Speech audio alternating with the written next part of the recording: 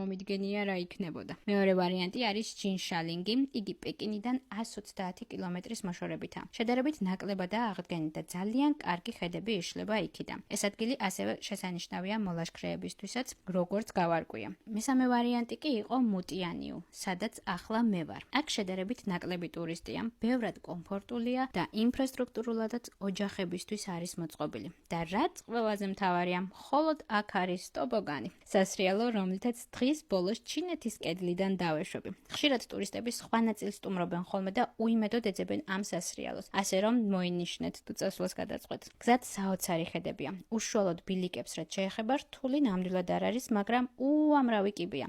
მათ შორის ზოგი საკმაოდ მაღალი, ვიწროც, ასე რომ ყურადღება ნამდვილად გმართებთ. ამასობაში კი ჩამოვედით მე-6 კოშკამდეც. ჩემი აზრით, აქ კედლის ყველაზე ლამაზი მონაკვეთი დამხვდა, რაც კი აქამდე ვნახე. ცოტა ხანს ჩამოვჯექი, რადგან ძალიან დავიღალე. ასეც რომ არ იყოს, ასეთი ხედის წინ ჩამოჯდება, ვფიქრობ საუკეთესო გადაწყვეტილებაა. აქ ყოფნით და წარსულში მოგზაურობით გული რომ ვიჯერე, წავედი ტობოგანისკენ. ხო მართლა, ტობოგანი ზაფხულში საღამოს 6 საათზე იკეტება, ზამთარში კი 5-ის ნახევარზე. ბილეთების შეძენისას გამაფრთხილეს, რომ ნახევარი საათით ადრე მივსულიყავი, რადგან როგორც წესი, ბევრი ხალხია ხოლმე.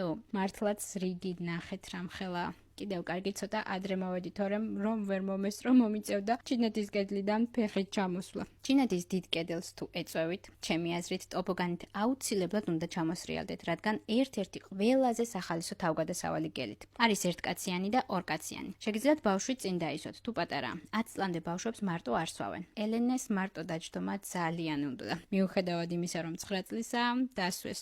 ასაკი არც დაგვიკონკრეტებია, სიმართლე გითხრათ, მაგრამ მაინც მთავარია ბავშვს ეშინოდეს. დიდად საშიშიც არ არის. უბრალოდ სიჩქარე უნდა აკონტროლო. წინ აი ასეთი ხელის მუხრუჭი აქვს და ამით არეგულირებ ჩქარა წახვალ თუ ნელა. მოკლედ, თუ ძალიან ჩქარა არივლი, საშიში არა. პირიქით, ძალიან სახალისოა. გზად ასევე ყველგან განან თანამშრომლებიც. გარემო კი ნახეთ, როგორ სიმწვანეში და სილამაზეში მივსრიალებთ. ტობოგანის სიგრძე 1580 მეტრია და ჩამოსვლას დაახლოებით 3-5 წუთი სჭირდება. გააჩნია რა სიჩქარით ჩამოხვალთ. მე საშუალო სიჩქარით მოვსრიალებდი და დაახლოებით 5 წუთი მომინდა. ფასრად შეეხება $15-მდე ღირდა. აი ამაზე მაგარი გამოცდილება ჩემი აზრით არაფერი არ იყო. ნამდვილად ღირდა.